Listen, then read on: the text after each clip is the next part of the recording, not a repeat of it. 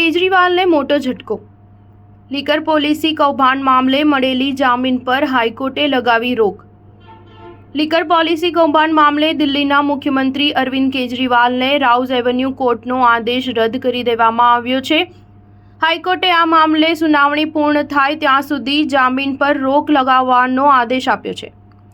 માહિતી અનુસાર હાઈકોર્ટે અરવિંદ કેજરીવાલના વકીલ અભિષેક મનુ સિંઘવી દ્વારા કરાયેલી એ દલીલ ફગાવી દીધી હતી, જેમાં કહેવામાં આવ્યું હતું કે આ અરજી પર જલ્દી જ સુનાવણી હાથ ધરવાની જરૂર છે।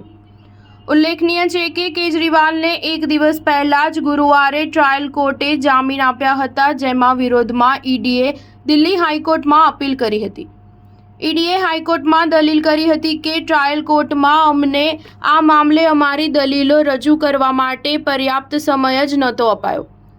ઈડીએ પીએમએલએની કલમ 45નો હવાલો પણ આપ્યો હતો। ઈડી વતી એએસજી રાજુએ કહ્યું હતું કે અમારો કેસ મજબૂત છે। આ સાથે તેમણે સિંઘવીની હાજરીનો પણ વિરોધ કર્યો હતો।